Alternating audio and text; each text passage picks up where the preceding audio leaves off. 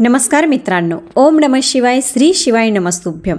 मित्रांनो, आजच्या व्हिडिओमध्ये आपण जाणून घेणार आहोत की अशा कोणत्या 3 गोष्टी आहेत की आपण त्या दुसऱ्याच्या हाती कधीच नाही दिल्या पाहिजे. जर का आपण त्या गोष्टी दुसऱ्याच्या हाती दिल्या, कितीही विश्वासू व्यक्ती असला आपण त्याच्या हाती दिल्या तर त्या आपल्याला कधीही परत मिळत नाही. आणि हीच गोष्ट आपल्याला एका घुबडाने सांगितली आहे. तर मित्रांनो, चला आपण व्हिडिओला सुरुवात करूया. त्याआधी चॅनलवर नवीन असाल तर व्हिडिओला लाईक आणि चॅनलला सबस्क्राईब अवश्य करा. तसेच बेल आयकॉनसुद्धा प्रेस करा. एका झाडावर एक घुबड बसला होता आणि तिथून एक गाढव चालला होता. घुबडाच्या मनात गाढवाची थट्टा मस्करी करण्याचा थोडासा विचार आला. त्याला गाढवाच्या पाठीवर बसून जंगलात फिरायचे होते. झाडावरून उडत घुबड येऊन गाढवाच्या पाठीवर बसला आणि म्हणाला, गाढव भाऊ, तू कुठे चालला आहेस? गाढव म्हणाला, मला गावात जायचं आहे, परंतु मला गावात जाण्याचा रस्ता माहिती नाही. आता गरीब निष्पाप गाढव घुबडाच्या हुशारीला बळी पडणार होता. घुबड म्हणाला, बघ भाऊ, इथून गाव अजून खूप लांब आहे, त्यामुळे गावात पोहोचायला आपल्याला वेळ लागेल. तोपर्यंत मी तुला एक कथा सांगतो. मी कथा सांगत असलेली तू ती लक्षपूर्वक ऐक. तुला माहिती आहे का की कोणत्या गोष्टी आहेत ज्या आपण इतरांच्या हाती देऊ नये, मग ती व्यक्ती आपल्या कितीही जवळची असू द्या अथवा कितीही विश्वासू असू द्या. चला तर आपण कहाणीला सुरुवात करूया. गाढव म्हणाला, होय गुरुदेव, तुम्ही मला ही कथा सांगा. मी मूर्ख आहे असं समजून लोक माझा गैरफायदा घेत असतात. माझ्याकडून त्या गोष्टी घेतात ज्या मी त्यांना द्यायला नाही पाहिजे. जर तुम्ही मला आधीच सांगितले तर मी देखील सावध होईल आणि त्या गोष्टी इतरांच्या हातात देणार नाही. तेव्हा घुबड म्हणाला, मी तुला एक कथा सांगेन की त्या 3 गोष्टी कोणत्या आहेत ज्या इतरांच्या हाती देऊ नये. गाढव म्हणाला, ठीक आहे, तुम्ही मला ती कथा सांगा. घुबड गाढवाच्या पाठीवर बसून आरामात जंगलात फिरण्याची मजा घेत गाढवाला कथा सांगतो.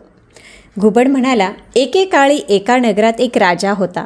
त्या राजाला मूलबाळ नव्हते, त्यामुळे राजा फार दुःखी होता. राजा जेव्हा कधी त्याच्या नगरात जायचा, जेव्हा काही लोक त्याला म्हणायचे की हा राजा वांझ आहे आणि त्याची राणीसुद्धा वांझ आहे, हा राजा त्याच्या पूर्वीच्या जन्मात मोठा पापी असावा, ह्याच्या नशिबात संतान सुख नाही. मित्रांनो, प्रजेच्या अशा गोष्टी ऐकून राजा खूप दुःखी होत असतात. राजाला हे चांगलंच माहिती होतं की आपल्या प्रजेच्या लोकांना प्रत्येकामध्ये काही ना काही दोष आढळतो आणि जोपर्यंत मला मुलगा किंवा मुलगी होत नाही तोपर्यंत मला त्यांचे टोमणे ऐकावे लागतील. या सर्व गोष्टींमुळे राजा राणी खूप दुःखी होते. एके दिवशी राजा राणीसोबत आपल्या महालात फेरफटका मारत होता आणि त्यांच्या मनात ह्या सर्व गोष्टी चालू होत्या की आपले नसीब असे का आहे? देवानं आपल्याला एवढं राज्य दिलं, मात्र राज्याला उत्तराधिकारी दिलाच नाही. आज आपली अशी अवस्था आहे की आपण जिथे जातो तिथं लोक आपल्याला कमनशिबी म्हणत असतात. मित्रांनो, पतीच्या चेहऱ्यावरचे अत्यंत दुःखाचे भाव पाहून राणीला असे वाटते की माझा नवरा नक्कीच कोणत्या तरी मोठ्या दुःखात आहे. राणीने ताबडतोब हात जोडून राजाला विचारले, महाराज, काय झाले? तुम्ही रोज आनंदी दिसता, पण आज तुमच्या चेहऱ्यावर चिंता दिसत आहे. तेव्हा राजा म्हणाला, मी का दुःखी आहे, मी कोणत्या चिंतेत आहे, त्याची तू काळजी करू नकोस. तेव्हा राणी म्हणते, तुम्ही असे का बोलत आहात? मी तुमची पत्नी आहे. तुम्हाला चिंता असेल तर ती गोष्ट मला जाणून घेणं हे माझे कर्तव्य आहे. मी माझे कर्तव्यच बजावत आहे. तुमचे दुःख, तुमची चिंता माझी नाहीत का? त्यांच्या मनात जे काही चालू आहे ते कृपया तुम्ही मला सांगा. राजा म्हणाला, राणी, माझ्या चिंतेचे काही दुसरे कारण नाही. आपण दोघेही निपुत्रिक आहोत, हेच एक कारण आहे. मी जेव्हाही नगरात जातो तेव्हा लोक मला बघून नाक तोंड पिळतात. ते मला निपुत्रिक म्हणतात, तसेच वांझही म्हणतात. आता मी या जगाचे बोलणे ऐकू शकत नाही. मला ह्या देवाला विचारायचे आहे की कोणत्या जन्मात अशी मी कोणती पापे केली आहेत की ज्याची किंमत मला ह्या जन्मात मोजावी लागत आहे. आपल्याला मूल होण्याचा आनंद का मिळत नाही? मित्रांनो, राणीला चांगलंच समजलं होतं की राजा रात्रंदिवस उदास का राहतो. राणी खोटे बोलून राजाला खुश करण्याचा विचार करते. काही दिवसांनी राणी राजाला ही खोटी बातमी देते की महाराज, मी गरोदर आहे. आता तुम्ही मुलाची काळजी करू नका. आता लवकरच आपल्या घरात एक छोटंसं मूल येणार आहे. लवकरच एक लहान मूल तुमच्या मांडीवर खेळणार आहे. त्यामुळे आता तुम्ही चिंता करू नका. राणीचे हे विधान जीव ओवाळून टाकण्यासारखे होते. राणीचे हे बोलणे ऐकून राजा आनंदाने प्रफुल्लित झाला आणि म्हणाला, काय बोलताय राणी, तुम्ही खोटं बोलताय का? तेव्हा राणी म्हणाली, नाही महाराज, हे खरं आहे. मी तुमच्याशी खोटं का बोलेन? विश्वास ठेवा. राजाने राणीच्या बोलण्यावर विश्वास ठेवला आणि तो खूप आनंदी झाला. तो दरबारात गेला आणि दरबारात त्याने राणी गरोदर असल्याची बातमी सर्वांना सांगितली. लवकरच राज्याचा उत्तराधिकारी येणार आहे ही बातमी राजाच्या संपूर्ण नगरात पसरली. सर्व प्रजासुद्धा खूप आनंदी झाली. पुढे हळूहळू दिवस जात होते. इकडे राणीची काळजी वाढत होती, कारण ती राजासोबत खोटं बोलत होती. त्यामुळे पोट वाढले आहे असं दाखवण्यासाठी ती पोटाभोवती कपडे बांधायची. 9 महिने पूर्ण झाले. राणी आणखीनच घाबरायला लागली की आता काय होणार. राजाची चिंता दूर करण्यासाठी मी राजाशी खोटं तर बोलले आहे, परंतु आता मी राजाला मूल कसे दाखवणार? आज जर मी राजाला सत्य सांगितले तर राजाला माझे खोटे सहन होणार नाही. राजा स्वतःचे नुकसान देखील करू शकतो. आणि राणी अस्वस्थ झाली. आता मी काय करू असा विचार करत राणी खूप दुःखी झाली. देवाची प्रार्थना करत होती, हे परमेश्वरा, माझे आणि माझ्या राजाचे रक्षण कर. आम्हाला असा काही मार्ग दाखव की ज्याने आमची इज्जत राहील आणि राजाला त्रासही होणार नाही. राणीची एक अतिशय जवळची दासी होती. राणीच्या पोटात मूल नाही हे दासीला आधीच माहिती होते. राणी दासीला हात जोडून म्हणाली, प्रिय दासी, तू मला साथ देशील का? मी राजाचे सुख टिकून ठेवू इच्छित आहे. माझं एक गुपित आहे जे मी तुला सांगणार, परंतु तुला हे गुपित गुपितच ठेवायचं आहे. मित्रांनो, दासी म्हणते, महाराणी, तुम्ही मला जे सांगाल ते मी करण्यास तयार आहे. तुमचे रहस्य सदा गुपित राहील. माझा जीव गेला तरी चालेल, परंतु ते कोणाला कळणार नाही. राणीने दासीला त्यांच्या कुळ ब्राह्मणाला बोलवण्यास सांगितले. ब्राह्मणाला त्यांनी सर्व काही पटवून दिले की कशा प्रकारे राजासोबत खोटे बोलायचे आहे. त्यानंतर राणीने राजाला खोटी बातमी पाठवली. दासीने जाऊन राजाला बातमी दिली, अभिनंदन महाराज, राणीने एका अतिशय सुंदर मुलाला जन्म दिला आहे.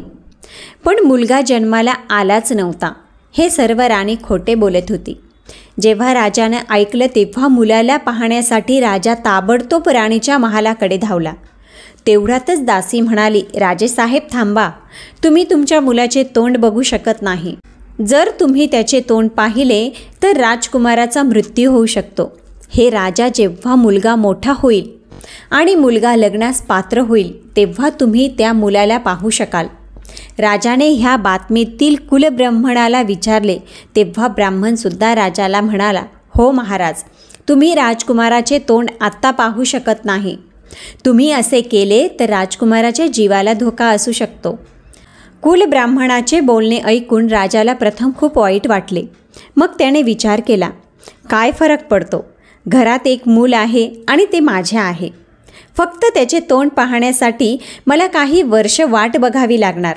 मी आता एका मुलाचा बाप झालो आहे. त्यामुळे लोक आता मला टोमणे मारणार नाहीत. मला कोणी वांज म्हणणार नाही. जेव्हा मुलगा मोठा होईल त्याचे लग्न करू, तेव्हा मी त्याला पाहू शकेन. राजा आनंदाने राजदरबाराकडे येतो आणि दरबारात पोहोचल्यानंतर तो गरिबांना भरपूर दान देतो. दुसरीकडे राजवाड्यात बसून राणी खूप रडत होती. विचार करत होती की मी राजाला खोटे सुख देऊन चांगले केले नाही. मुलाच्या लग्नापर्यंत मी राजासोबत खोटे बोलेन, त्यानंतर काय होईल? हा सगळा विचार करून राणीचे मन धडधडत होते. दासी म्हणाली, राणी, काळजी करू नका, अजून त्या गोष्टीला खूप दिवस आहेत. देव नक्कीच काहीतरी मार्ग काढेल. मित्रांनो, अशा प्रकारे दासीने राणीला समजावले. दिवस पुढे जात होते. बोलता बोलता 20 वर्ष निघून गेली. राजाला वाटलं की माझा मुलगा आता 20 वर्षाचा झाला आहे, त्यामुळे त्याचं वय विवाहयोग्य झाले आहे. राजाने लगेचच लग्न जोडणाऱ्या व्यक्तीला बोलावले आणि सांगितले, आमचा मुलगा आता 20 वर्षाचा झाला आहे, त्यामुळे आम्ही त्यांचा विवाह करू इच्छित आहोत. तुम्ही आमच्या मुलासाठी एक सुसंस्कारी, सुशील आणि सुंदर मुलगी शोधा. त्या व्यक्तीने लगेचच शेजारील राज्यांच्या राजांना बातमी सांगितली. बातमी मिळताच अनेक राजे महाराजे लग्नाबद्दल बोलणी करण्यासाठी येऊ लागले. राजपुत्राच्या लग्नाचा प्रस्ताव द्यायला बरेच लोक आले. तेव्हा राजा ताबडतोब राणीच्या खोलीत पोहोचला आणि म्हणाला, प्रिये, आपल्या मुलाचे वय आता 20 वर्षे झाले आहे आणि हे वय विवाहयोग्य आहे. आम्ही आजूबाजूच्या राज्यातील राजांना सांगितले होते की आम्ही आमच्या मुलाचे लग्न करणार आहोत, तर आता तुम्ही राजकुमाराला आमच्यासोबत पाठवा. जे राजे महाराजे आपल्या इथे आले आहेत त्यांना राजकुमाराला बघायचे आहे. राणी मोठी प्रश्नात पडली. राणीला मुलगाच झाला नाही तर ती राजकुमाराला राजासोबत पाठवेल तरी कशी? काय करावे राणीला काहीच सुचत नव्हते. राणीने पुन्हा खोटे सांगितले. महाराज, तुम्ही म्हणत आहात ते बरोबर आहे. लोक लग्नाचा प्रस्ताव ठेवायला येतील तेव्हा त्यांना मुलगा दाखवायला हवा, पण एक अतिशय महत्त्वाची गोष्ट आहे. महाराज, मला माफ करा. आपल्या कुलब्राह्मणाने मला सांगितले आहे की आपण मुलाला इथे दाखवले तर मोठा अनर्थ होऊ शकतो. आपला मुलगा मरूसुद्धा शकतो. महाराज, जमलेल्या राजांना तुम्ही सांगा, ज्याला लग्न करायचे आहे त्याने ह्या अटीवर करावे की मुलगा जेव्हा नवरदेव बनून लग्नमंडपात जाईल तेव्हाच त्याला बघता येईल. जो आपल्या मुलाला न पाहताच लग्नासाठी तयार होईल त्याच्यासोबतच आपल्या सोयरीक जुळवून घेऊ. राणीचे म्हणणे ऐकून राजा परत गेला.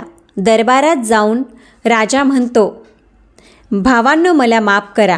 जर तुम्हाला मुलगा न बघता तुमची मुलगी द्यायची असेल तरच आम्ही हा विवाह करू, कारण आमच्या कुलब्राह्मणाने असे सांगितले आहे. मुलगा आत्ता दाखवला तर मोठे अपशकुन घडू शकते. मुलाला काहीही होऊ शकते. म्हणूनच मुलगा इथे येणार नाही. मुलगा थेट लग्नमंडपातच दाखवला जाईल. जर तुम्हाला माझी ही अट मान्य असेल तर मी माझ्या राजकुमाराचे लग्न तुमच्या मुलीसोबत करण्यासाठी तयार आहे. राजाने जेव्हा ही गोष्ट सर्वांना सांगितली तेव्हा हे ऐकून सर्वजण तिथून परत गेले. परंतु त्या राज्यामध्ये एक राजा होता ज्याला ही अट मान्य होती. तो राजाला म्हणाला, महाराज, हरकत नाही. तसंही मुलगा मी लग्नमंडपात पाहीनच, त्यामुळे मला यामागे काही हरकत वाटत नाही. मी माझ्या मुलीचे लग्न राजकुमारासोबत लावून द्यायला तयार आहे. तो राजा राजकुमारासोबत आपल्या मुलीचे लग्न लावून द्यायला तयार होतो आणि तो त्याच्या घरी निघून जातो.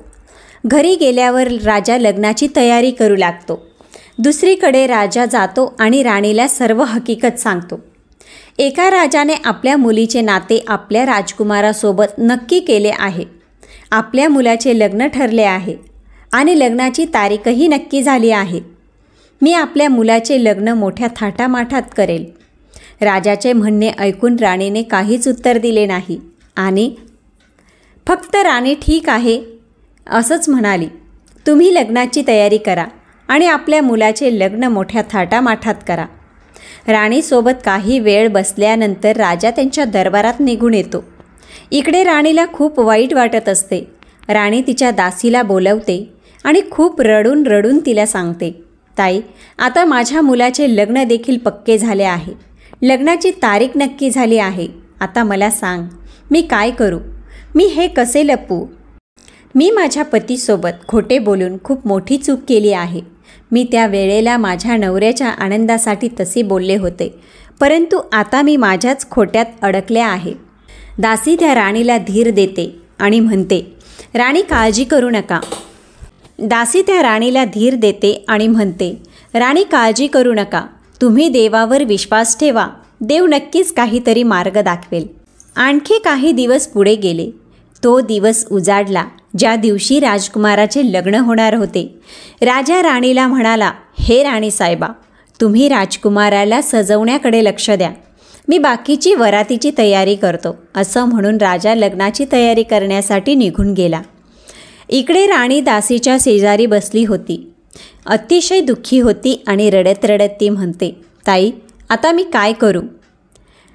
तेव्हा दासी काहीच म्हणत नाही. बराच वेळ दासी शांत आहे. हे पाहून राणीचे विचार आणखी वाढू लागले. परंतु अचानक राणीच्या डोक्यात एक विचार आला. राणी म्हणाली, दासी, माझ्या मनात एक कल्पना आहे. आता जे काही होईल ते होईल, पण हे गुपित आपल्याला लपवावे लागेल. तू एक काम कर, पिठाचा एक वर तयार कर आणि त्याला सजवून पालखीत व्यवस्थित बसव. सर्वांना सांग, ही पालखी वाटेत उघडू नये आणि कोणी पाहू नये. पालखी थेट लग्न मंडपातच उघडली जाईल. दासीने पिठाचा एक मोठा गोळा बनवला, त्याला वरासारखे सजवले आणि त्याला त्या पालखीत बसवले. पालखी चारही बाजूंनी बंद होती. पालखीत पिठाच्या गोळ्याचा राजकुमार बसला होता. महाराज मोठ्या थाटामाटात वरात घेऊन पुढे निघतात. राणीने महाराजांना सांगितले की वाटेमध्ये पालखी उघडली जाऊ नये. तुम्ही या गोष्टीकडे विशेष लक्ष द्या, कारण जर कोणी वाटेत पालखी उघडली तर ही गोष्ट आपल्या मुलाच्या जीवावर बेतू शकते. आपल्या कुळ ब्राह्मणाने जे काही सांगितले आहे त्या गोष्टीचे आपल्याला पालन करायला हवे. राजा ठीक आहे असं म्हणाला. 4 शिपाई पालखी उचलतात आणि लग्नाची वरात पुढे जाते. लग्नाची वरात जंगलाच्या मार्गाने जाणार होती आणि बराच वेळ चालून आल्यामुळे वरातीत सर्व लोक खूप थकले होते. म्हणून त्यांनी विचार केला की एका झाडाखाली आपण थोडा आराम करूया. राजाने वरात्यांना पालखीखाली ठेवण्याचा आदेश दिला. थोडा आराम केल्यानंतर इथून आपण पुढच्या मार्गाला जाऊ असे राजा म्हणाला. शिपायांनी नवरदेवाची पालखी एका झाडाखाली ठेवली आणि दुसऱ्या झाडाखाली बसून ते आराम करू लागले. त्याच झाडाखाली एका इच्छाधारी नागाचे बीड होते. इच्छाधारी नागाची जी पत्नी होती तिने जेव्हा पालखी पाहिली तेव्हा ती नवऱ्याला म्हणाली, अहो, ही कसली वरात आहे. पहा, या पालखीमध्ये पिठापासून बनवलेला गोळा वराच्या स्वरूपात सजवून ठेवलेला आहे. हे ऐकून तो नाग पत्नीला म्हणाला, प्रिये, तू हे काय म्हणत आहेस. ही एक लग्नाची वरात चालली आहे, परंतु त्या वरातीमध्ये नवरदेवच नाही. त्याच्या जागी पिठाचा गोळा ठेवला आहे. हे कसं शक्य आहे. तेव्हा नागिन म्हणाली, तुम्हाला माझं खोटं वाटत आहे तर तुम्ही स्वतः जाऊन पहा. पालखीमधील ते दृश्य पाहून त्याला आश्चर्याचा मोठा धक्का बसला. कारण त्या पालखीमध्ये नवरदेव नव्हता, पिठाचा गोळा होता. पालखी एका झाडाखाली ठेवली आहे आणि बाकीचे लोक दुसऱ्या झाडाखाली आराम करत आहेत. नागाने हा सर्व प्रकार पाहून तो बिळामध्ये परत जातो. नाग त्याची पत्नी नागिनीला म्हणतो, नागिन, मला तुला काही सांगायचे आहे. नागिन म्हणाली, हो स्वामी, सांगा. तेव्हा नाग म्हणाला, तू परवानगी दिलीस तर राजाच्या लग्न मंडपाचे सौंदर्य मी वाढवतो. नागिन म्हणाली, तुम्हाला काय म्हणायचे आहे. मला काही समजले नाही. तेव्हा नाग म्हणाला, हे प्रिये, मला असे म्हणायचे आहे, जर तुझी इच्छा असेल तर मी एका मनुष्याचे रूप धारण करेन आणि पिठाच्या गोळ्याऐवजी त्या पालखीमध्ये मी जाऊन बसतो, ज्यामुळे लग्न मंडपामध्ये राजाचे हसू होणार नाही. आता तुम्हीच सांगा, नवरदेवाशिवाय जर वरात लग्न मंडपात पोचली आणि तिथे जाऊन पालखी उघडली तर त्या पालखीमध्ये नवरदेव दिसणार नाही आणि हा पिठाचा गोळा दिसेल. हा सर्व प्रकार पाहून राजाला स्वतःचीच लाज वाटेल. जर तू परवानगी दिलीस तर मी या राजाचा पुत्र होऊन त्याच्या मंडपाचे सौंदर्य वाढवतो. नवऱ्याचे म्हणणे ऐकून नागिन म्हणाली, स्वामी, माझा तुमच्यावर पूर्ण विश्वास आहे, पण मला भीती वाटते. कारण जेव्हा तुम्ही वराच्या वेशात राजाच्या मुलीशी लग्न कराल तेव्हा तुम्ही तिच्या प्रेमाच्या जाळ्यात अडकून आम्हाला विसराल. तर नाग म्हणाला, तू माझ्यावर विश्वास ठेव. तू माझी पत्नी आहेस आणि माझे तुझ्यावर खूप प्रेम आहे. मला फक्त ह्या राजाची इज्जत वाचवायची आहे. त्यासाठीच मी तुला असं सांगत आहे. जर मी असे केले नाही तर लग्न मंडपामध्ये काहीही घडू शकते. 2 राजांमध्ये युद्धजन्य परिस्थितीसुद्धा घडू शकते. त्यामुळे मला राजपुत्राचे रूप धारण करावे लागेल. तू काळजी करू नकोस. एकदा लग्न झाले की मी पुन्हा तुझ्याकडे परत येईल. नवराचे म्हणणे ऐकून नागिन म्हणाली, स्वामी, जर असे आहे तर तुम्ही जाऊ शकता. मी तुम्हाला अडवणार नाही, परंतु तुम्ही मला विसरू नका. तुम्ही त्या मुलीच्या प्रेमात अडकून मला विसरू नका, कारण तुमच्याशिवाय माझे कोणीच नाही. नाग म्हणतो, तू माझ्यावर विश्वास ठेव. नाग त्या पालखीत गेला. पिठाच्या गोळ्यात विलीन झाल्यानंतर त्याचे रूप बदलले. तो एक अतिशय देखणा राजकुमार झाला. काही वेळाने लग्नाची मिरवणूक पुढे झाली. शिपाई पालखी घेऊन थेट दुसऱ्या राजाच्या ठिकाणी पोहोचले. जेव्हा ते दुसऱ्या राज्याच्या मंडपात पोहोचले तेव्हा त्या राजाने मिरवणुकीचे सुंदर स्वागत केले आणि लग्नातील सर्व पाहुण्यांचे स्वागत केले. जेव्हा लग्नाची वेळ आली तेव्हा तो म्हणाला, राजा, तुमचा मुलगा कुठे आहे? राजकुमाराला पालखीतून बाहेर काढा. त्याचा चेहरा आम्हाला दाखवा, जेणेकरून लग्नाची विधी पूर्ण करता येईल. पालखी उघडली. आता त्यातून एक अतिशय देखणा आणि सुंदर मुलगा बाहेर येतो. तो मुलगा इतका देखणा होता की राजाचे डोळे विस्फारले. राजाला खूप आनंद झाला. राजा विचार करू लागला की याचा अर्थ राणीला राजकुमाराला दाखवायचं नव्हतं, कारण राजकुमार चंद्रासारखा सुंदर आहे. मुलाला पाहून राजा भारावून गेला. जेव्हा मुलीच्या वडिलांनीही त्या वराला पाहिले तेव्हा त्यांनाही खूप आनंद झाला. त्यानंतर लग्नाची विधी सुरू होते. तो इच्छाधारी नाग, ज्याने राजकुमाराचे रूप घेतले होते, त्याचे लग्न मोठ्या थाटामाटात पार पडले. लग्न झाल्यावर राजकुमार वडिलांना म्हणाला, बाबा, माझी एक इच्छा आहे. माझी पालखी वेगळी आणि माझ्या बायकोची पालखी वेगळी असावी. राजा ठीक आहे म्हणाला. तुझी जशी इच्छा आहे तसेच होईल. मित्रांनो, राजाने आदेश दिला की आमच्या मुलासाठी वेगळी पालखी तयार केली जावी आणि सुनबाईसाठी वेगळी पालखी. 2 वेगवेगळ्या पालख्या तयार करण्यात आल्या आणि सैनिक दोन्ही पालख्या उचलतात आणि पुन्हा माघारी येतात. पालखी त्याच मार्गाने येत होती ज्या मार्गाने गेली होती. आता सुद्धा विसाव्यासाठी सर्वजण त्याच झाडाखाली थांबले ज्या झाडाखाली जाताना थांबले होते. त्यानंतर सर्वजण तिथे आराम करू लागले. तो वर, जो इच्छाधारी नाग होता, जो त्याचे रूप बदलून राजकुमार झाला होता, त्याची पत्नी नागिन अत्यंत अधीरतेने त्याची वाट बघत होती की माझ्या पतीने मला वचन दिले आहे आणि ते येणार आहेत. लग्नाची मिरवणूकही आली आहे. राजकुमार म्हणजेच तो इच्छाधारी नाग त्याच्या पत्नीला नागाच्या रूपात भेटायला जातो. तिला भेटल्यावर त्याला खूप आनंद होतो. तो म्हणतो, प्रिये, मी ह्या राजाची इज्जत वाचवली आहे. मी त्याच्या लग्नमंडपाची शोभा वाढवली आहे. मी राजकुमाराचे रूप धारण केल्यामुळे दोन्ही राज्यांमध्ये कोणत्याही प्रकारचा वादविवाद झाला नाही. सर्व कार्यक्रम अगदी आनंदाने पार पडला आणि आता लग्नाची वरात पुन्हा माघारी चालली आहे.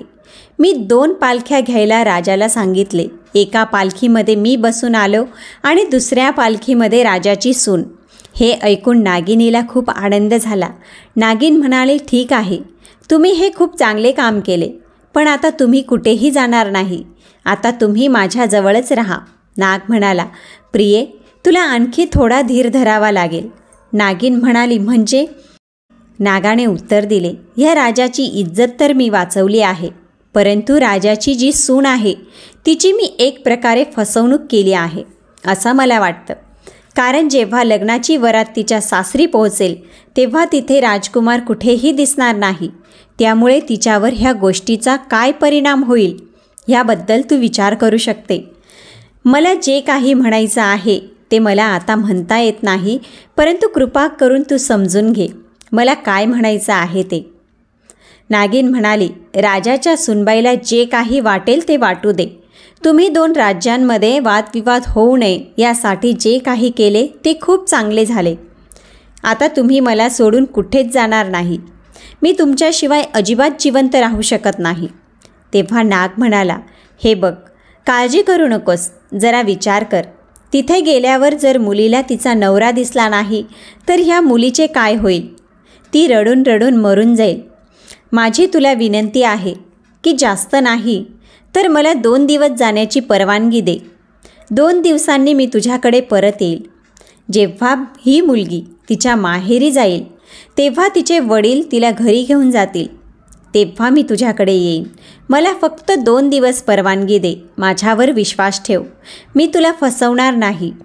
नवऱ्याचे बोलणे ऐकून नागिन खूप दुःखी होते आणि म्हणते, आज मला खात्री पटली आहे की तुम्ही माझ्याशी खोटं बोलत आहात. मला फसवून तुम्हाला जायचं आहे.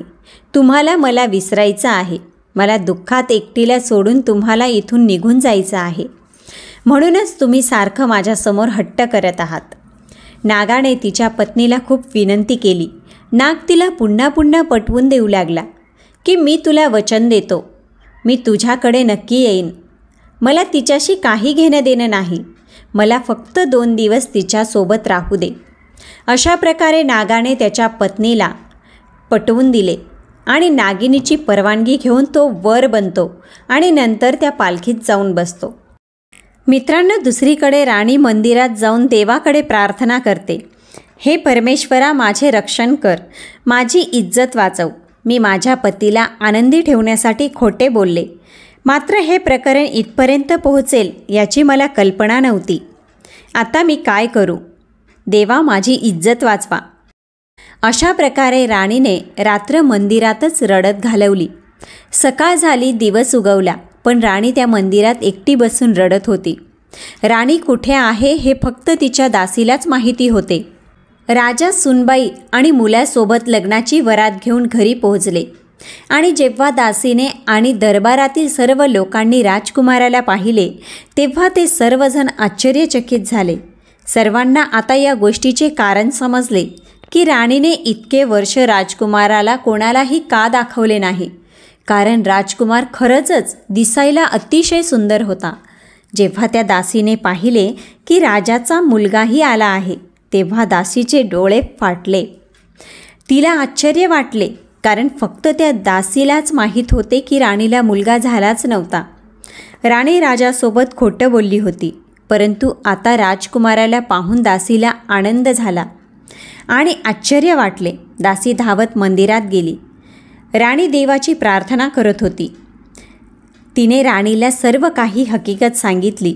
दासी म्हणाली, राणी, देवाने तुमची विनंती ऐकली आहे. तुमची सून तुमच्या मुलासोबत आली आहे आणि तुमचा मुलगा खूप देखणा आहे. जेव्हा राणीने हे ऐकले तेव्हा तिला दासीच्या बोलण्यावर विश्वास बसत नव्हता. दासीने पुन्हा राणीला सांगितले की ती खरं बोलत आहे. दासीचं हे बोलणं ऐकून राणी देवाचे आभार मानू लागली. तिच्या डोळ्यातून आनंदाश्रू वाहू लागले. देवाचे आभार मानल्यानंतर राणी दासीसह घरी आली आणि सुनेला मोठ्या आदराने तिने घरात घेतले. राणीने तिच्या मुलाला घट्ट मिठी मारली, कारण राणीला माहीत होते की हा देवाचा प्रसाद आहे. राजाच्या आनंदाला सीमा नव्हती. राजाच्या घरात आनंदाचे वातावरण होते. आता जो साप नवरदेव म्हणून आला होता, जो त्या मुलीचा नवरा म्हणून आला होता, तो हळूहळू मुलीच्या प्रेमात पडू लागला. हळूहळू त्या मुलीच्या प्रेमात पडून आपल्या नागिनीला विसरायला लागला. 2 दिवसात परत येईन असे सांगून तो आला होता, परंतु महिना उलटून गेला तरी तो त्याच्या पत्नीकडे गेला नव्हता. तो त्या मुलीच्या प्रेमाच्या जाळ्यात इतका अडकला की तो त्याच्या पत्नीला पूर्णपणे विसरला. 2 दिवसामध्ये परत येईन असं त्या नागाने नागिनीला सांगितले होते. जेव्हा 2 महिने उलटून जातात तरीसुद्धा नाग त्याच्या पत्नीकडे परत येत नाही, तेव्हा नागिनीला खूप चिंता वाटू लागते. नागिनीला आता खूपच वाईट वाटत होतं. ती विचार करते की माझा पती मला विसरला आहे आणि आता मी त्याला जिवंत सोडणार नाही.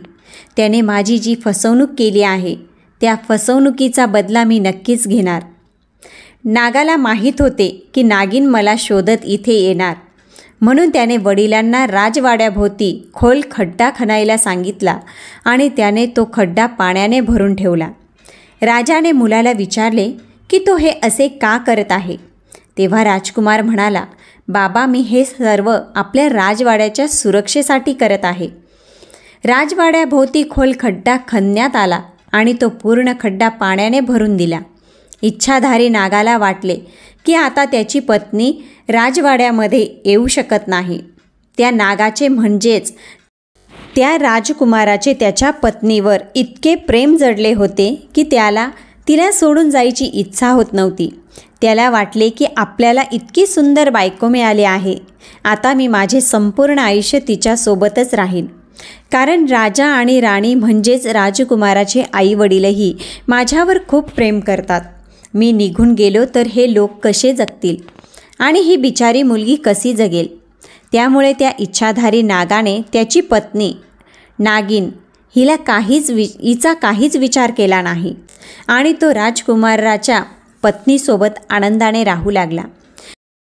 त्याने राजवाड्याभोवती खड्डा खोदला आणि तो खड्डा पाण्याने भरून ठेवला, ज्यामुळे तो निश्चिंत झाला. त्याला वाटलं की आता नागिन येथे येणार नाही. परंतु दुसरीकडे नागिनीला तिचा बदला घ्यायचा होता. ती तिच्या पतीला शोधण्यासाठी इकडे तिकडे भटकत होती. भटकत ती राजवाड्यापर्यंत पोहोचली. परंतु राजवाड्यापर्यंत पोहोचल्यावर ती पाहते की राजवाड्याभोवती खड्डा खोदलेला आहे आणि तो पूर्णपणे पाण्याने भरलेला आहे. हा सर्व प्रकार पाहून तिला कळतं की हे सर्व काही नागानेच केलेले आहे. नागिनीला आणखी जास्त राग येतो. तिची सुडाची भावना आणखी मोठ्या प्रमाणात वाढते. नागिनीला त्या राजवाड्यामध्ये प्रवेश करायचा होता, परंतु तिला मार्ग कुठूनही सापडत नव्हता. ती संपूर्ण राजवाड्याला फेऱ्या मारत होती, पण तिला रस्ता दिसत नव्हता. अखेर तिने एक छोटासा मार्ग सापडवला, ज्या मार्गाने ती राजवाड्यामध्ये प्रवेश करू शकत होती. जेव्हा नागिनीने तिथे पोहोचून तिचा नवरा त्या मुलीजवळ आहे हे पाहिले, तेव्हा तिच्या रागाचा पारा उरला नाही. रागाच्या भरात ती विचार करू लागली की ह्या दोघांना दंश करून मारून टाकावे. परंतु पुढच्या क्षणी नागिनीच्या मनामध्ये विचार येतो, जर मी माझ्या नवऱ्याला दंश करून मारलं तर मग ह्या मुलीचं काय होणार. तिच्या नवऱ्याशिवाय ही मुलगीसुद्धा मरून जाईल. आणि जर मी ह्या मुलीला दंश केला तर माझा नवरा ह्या मुलीच्या प्रेमामध्ये पूर्ण आंधळा झाला आहे. त्यामुळे जर मी ह्या मुलीला मारलं तर तो सुद्धा आत्महत्या करेल. म्हणूनच कोणीतरी असे म्हटले आहे की ह्या 3 गोष्टी तुमच्या कितीही जवळचा माणूस असू द्या, त्याला कधीही देऊ नका. माणसाने त्याच्या आयुष्यामध्ये ह्या गोष्टीची खबरदारी नक्कीच घ्यायला हवी. नंबर 1, स्त्रीने तिचा नवरा कधीही दुसऱ्या स्त्रीला देऊ नये. त्याचबरोबर एका पुरुषाने त्याची पत्नी दुसऱ्या पुरुषाला देऊ नये, अन्यथा ते तुम्हाला परत मिळणार नाही. आणि जरी ते परत मिळाले तरी ते पूर्वीसारखे कधीच राहणार नाही. नंबर 2, पैसे. कमवलेला पैसा दुसऱ्याच्या हातात देऊ नये. दुसऱ्याच्या हातात गेलेले पैसे परत मिळण्यात मोठी अडचण असते आणि आपण कोणाला दिलेले पैसे आपल्याला योग्य वेळेत कधीच परत मिळत नाही. त्यामुळे तुम्ही ह्या गोष्टीची सुद्धा खबरदारी घ्यायला हवी. कोणालाही पैसे देताना नक्कीच विचार करायला हवा. आणि तिसरी गोष्ट म्हणजे न वाचलेल्या पुस्तकाचे ज्ञान योग्य वेळी कधीच उपयोगी पडत नाही. या 3 गोष्टी माणसाने दुसऱ्यांकडे कधीही देऊ नयेत. नागिन विचार करू लागली की माझ्याकडे आता काहीच उरले नाही. मी जाणून बुजून माझ्या पायावर कुऱ्हाड मारली आहे. मी माझा नवरा माझ्या स्वतःच्या हाताने दुसरीला दिला आहे. या सर्व गोष्टींमध्ये चूक फक्त माझीच आहे. मी त्याच वेळी माझ्या नवऱ्याला थांबवायला हवे होते. जर मी आता माझ्या नवऱ्याला दंश करून मारले तर ही मुलगी विधवा होईल व मला असं बिलकुल नको आहे. मित्रांनो, हा विचार केल्यावर नागिन तिच्या नवऱ्याला आणि त्या मुलीला चावण्याचा विचार बदलते. त्यानंतर ती नागिन विचार करते की मी या दोघांना मारणार नाही, परंतु स्वतःचे प्राण नक्कीच संपवणार आहे. त्यानंतर ती नागिन त्याच नागाच्या पलंगाजवळ तिचं डोकं आपटून तिचे प्राणाचे त्याग करते. त्यानंतर सकाळ होते तेव्हा राजकुमाराची बायको लवकर उठून तिच्या कामासाठी निघून जाते. तिचे मेलेल्या त्या नागिनीकडे लक्ष जात नाही. परंतु जेव्हा तो नाग उठतो तेव्हा तो पाहतो की पलंगाखाली नागिन मृत अवस्थेत पडलेली आहे. तिला पाहून नागाला खूप पश्चात्ताप होतो. त्याला खूप दुःख होते. तो म्हणतो की ह्या सर्व गोष्टींमध्ये माझीच चूक आहे. मीच या मुलीच्या प्रेमात आंधळा झालो आणि तुला विसरून गेलो. खरं प्रेम तर तुझं होतं. तू आम्हाला दोघांनाही दंश करून मारू शकली असतीस, परंतु तू तसं केलं नाहीस. तू स्वतः प्राणाचे त्याग केलेस. तू माझ्यापर्यंत पोचू नये म्हणून मी संपूर्ण राजवाड्याभोवती खोल खड्डा खणला आणि त्यामध्ये पाणी भरून ठेवले. परंतु तू माझ्या प्रेमाखातर इथपर्यंत पोहोचलीस.